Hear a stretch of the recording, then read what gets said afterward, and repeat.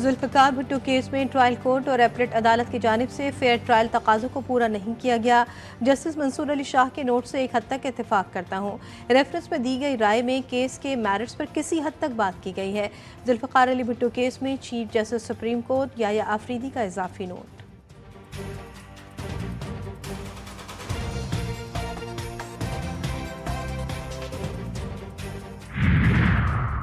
FIA, NCB, Interpol की बड़ी कार्रवाइयाँ। संगीन जराइम में मतलूब 6 खतरनाक इश्तिहारी मुल्जिम UAE से गिरफ्तार, लाहौर मुंतकिल कर दिया गया। मुल्जिमान कत्ल, इक़दाम कत्ल और डकैती के मुकदमे में मतलूब थे।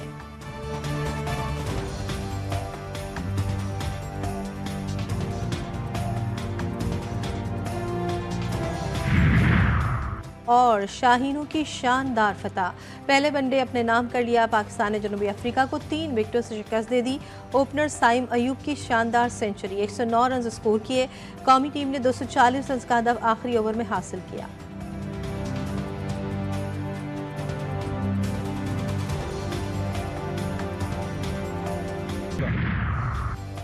कौमी असम्बली का माहौल ऐसा है जैसे सौतनें आपस में लड़ रही हैं। ख्वाजा आसिफ का बहुत एहतराम, लेकिन उनकी जबान भी आंख उगलती है। मैं गिला करता हूं कि लोग मरे, लेकिन वजीर इत्तलात ने गलत बयानी की। कौम के सामने झूठ बोला जाता है, एक दूसरे के लिए कभी कोई मुस्बत बात नहीं की। क्या मुमकिन नहीं कि मसाइल के हल के लिए एक कमेटी बनाए? कल ख्वाजा साहब ने कहा कि PTI को पहल करना पड़ेगी। शेर अफजल मरवत के ऐवान में हुकूमत को मशवरे।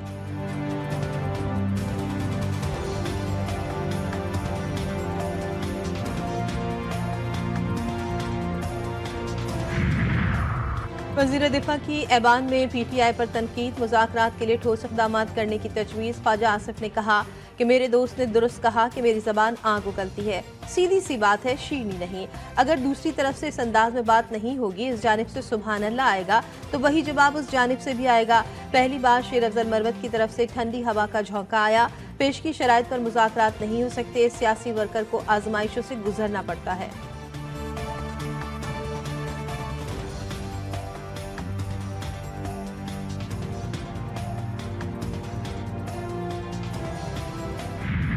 दीनी मदारस के हवाले से एक बिल भी था कि आज तक तंजीमात मदारस दीनिया से वाबस्ता न तो किसी मदरसे की रजिस्ट्रेशन हो सकी है, न ही किसी मदरसे का अकाउंट खुल सका है, न ही उस मदरसे के लिए आज तक किसी एक तालिब इल्म को वीज़ा दिया गया है। और ये ड्राफ्ट हमने नहीं बनाया, ये हुकूमत की तरफ से।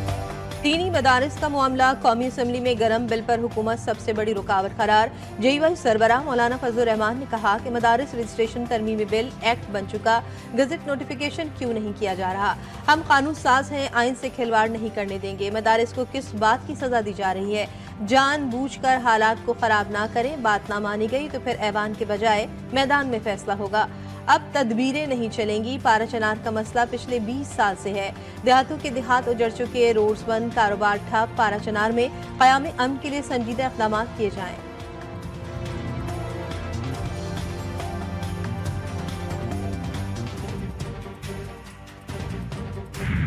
तो जो भी कानून साजी होती है वो उस वक्त तक मुकम्मल नहीं होती जब तक उस कानून साजी पे सदर ममलिकत के दस्तखत यानी कि उनकी असेंट, उनकी रज़ा शामिल नहीं होती। और आप जिस नीयत से और जिस खलूस के साथ ये बनवाना चाहते हैं वो सारे मामलात भी इसमें हल हों।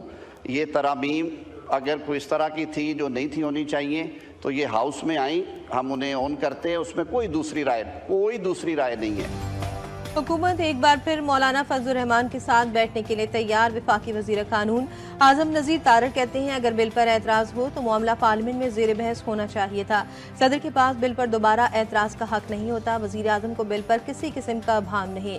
वज़ीर आज़म का पैगाम है, हम हर चीज़ के लिए हाजिर हैं। वफाकी हुकूमत अपनी जिम्मेदारियों से आगाह, अमन व अमान के लिए वफाक सूबों से ताउन के लिए पुरअज़्म है।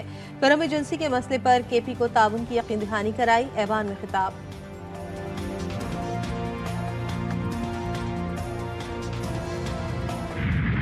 मदारस के हवाले से कानून साजी हुई थी, फिर उसके बाद उस पर ऐवान सदर ने अपने इक़दामात के तहत उलझा दिया मामले को। तो हमारी नज़र में अब वो एक्ट बन चुका है और हमारा मुतालबा हुकूमत से ये है कि अब आप उसका गज़ट नोटिफिकेशन करें। एमकेएम वर्क की मौलाना फजलुर रहमान से मुलाकात। जेयूआई सरबराह कहते हैं ऐवान सदर से रुकावटें डाली जा रही हैं। हुकूमत तनाज़े से बचने के लिए हमारा मौक़िफ़ तस्लीम करे। हुकूमत एक्ट का नोटिफिकेशन जारी करे। दीनी मदारिस से मुतालिक कानून साजी को ऐवान सदर ने उलझा दिया है। खालिद मकबूल सिद्दीकी का कहना था कि मौलाना की बातों में बहुत दलील है, इनका पैगाम आगे पहुँचाएंगे। 26वीं तरमीम में जो बातें तय हो चुकी उन पर अमल दरामद होना चाहिए।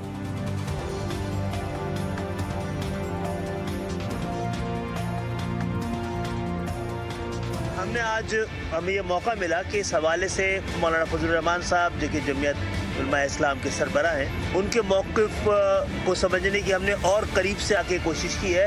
इनकी गुफ्तगू में, इनकी बातों में बड़ी दलील मौजूद थी। जितना हमने इनका मौक़िफ़ आज समझा है उसको आके लेके जाएंगे। चंद दिन पहले यूनान में एक इलीगल माइग्रेंट्स कश्ती में सवार थे, तो कश्ती डूब गई। उसमें अफसोसनाक वाक़ई में 5 पाकिस्तानी भी वो डूब गए, अल्लाह के प्यारे हो गए और तकरीबन 40 से कुछ ज़्यादा वो रेस्क्यू किए गए। तो ये मैं समझता हूँ कि बहुत एक सीरियस चैलेंज है। इसके ऊपर मैं इंशाअल्लाह चंद दिन में जो मुतल्लिका जो वज़रा हैं और सेक्रेटरीज उनकी मैं मीटिंग मैं बुला रहा हूँ। उसमें जो 2023 में जो वाक़या हुआ था उसकी भी हम उसको रिव्यू करेंगे। उसकी रोशनी में अब जो मज़ीद फैसले हमें करने पड़े हम इंशाअल्लाह करेंगे। उसके ऊपर बड़ी सख्ती से हम अमल पैरा होंगे। वज़ीर-ए-आज़म शहबाज शरीफ का वफाकी काबीना इजलास के दौरान यूनान कश्ती हादसे पर इज़हार अफसोस। कहा हादसे में 5 पाकिस्तानी जान की बाजी हार गए। कश्ती हादसे जैसे गैर कानूनी तरीकों से बेपनाह कीमती जानें ज़ाया होती हैं। बदकिस्मती से जुलाई 2023 में भी कश्ती हादसा हुआ जिसमें 260 पाकिस्तानी जाँ बहक हुए थे। दोनों वाक़यात की तहकीकात के लिए कमेटी तश्कील देने का फैसला।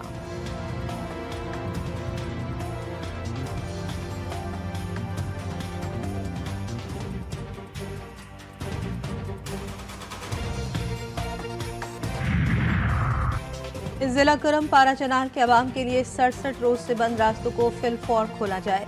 रास्तों की बंदिश और अद्वियात की किल्लत से बच्चों और बुजुर्गों की शहादतें इंसानी अलमी के मुतरादिफ है। जिला करम पारा चनाल की सूरत हाल पर इस्लामाबाद में जय्यस शिया उलमा माहिदीन इलाके का अहम इजलास मुशावरती इजलास के एलामिये में खबरदार किया गया है कि मुतालबात तस्लीम न हुए तो अगले मरहले पर मुल्की लाहे अमल का ऐलान किया जाएगा। इसराइल के गजा में हमले मजीद 48 अफराद शहीद, 55 से ज़ायद जख्मी। नसीरात कैंप, बैतुल्लाहिया, पनागुज़ीन स्कूलों को निशाना बनाया। कमान अदवान अस्पताल पर हमले में अमले समेत 7 अफराद जाँ बहक। तयूनी फौज ने गजा में कई इमारतों को धमाके से उड़ा दिया। मगरबी किनारे में फायरिंग, 2 फ़लस्तीनी शहीद। गजा में शोहदा की तादाद 45,059 हो गई। 1,07,041 अफराद जख्मी।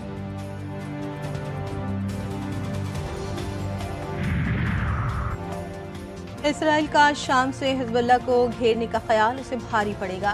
ईरानी supreme leader Sayyid Ali Khamenei का कहना है कि सयूनी रियासत गजा, लेबनान और शाम में शहरियों को शहीद कर रही है। हकीकत में जिसकी जड़ें उखड़ेंगी वो खुद इसराइल है।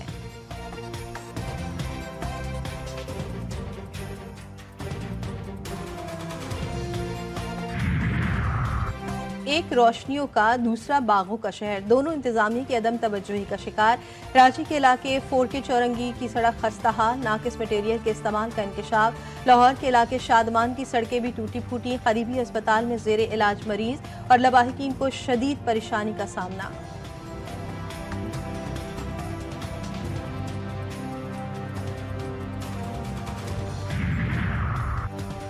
रांची पानी की बूंद बूंद को तरस गया। 20 रोज से अवाम पानी से महरूम। यूनिवर्सिटी रोड पर पानी की लाइन की ताहाल मरम्मत ना हो सकी। अवाम पानी ना मिलने की सूरत में महंगा पानी खरीदने पर मजबूर।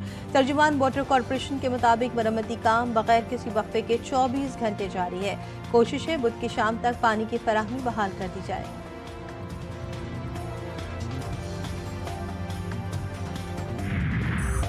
कराची में सर्दी बढ़ते ही खुश्क मेवाजात की कीमतें भी आसमान पर। शहरी कदीम एम्प्रेस मार्केट में खरीदारी के लिए पहुंचे तो कीमतें सुनकर ही परेशान हो गए। चिलगोजे तो दूर की बात, अखरोट, बादाम, पिस्ते, खुबानियां भी पहुंच से दूर। गरीब आदमी जैसे तैसे मूंगफलियों पर गुजारा करने पर मजबूर।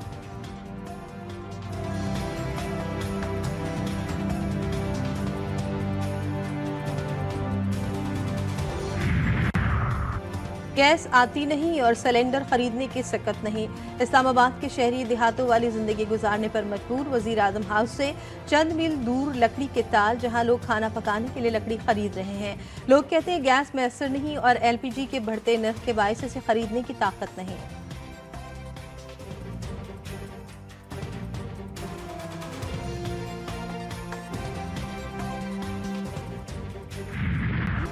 पाकिस्तानी फिल्म इंडस्ट्री और टेलीविजन के मारूफ अदाकार अली एजाज के मद्दा आज उनकी 6ठी बरसी मना रहे हैं।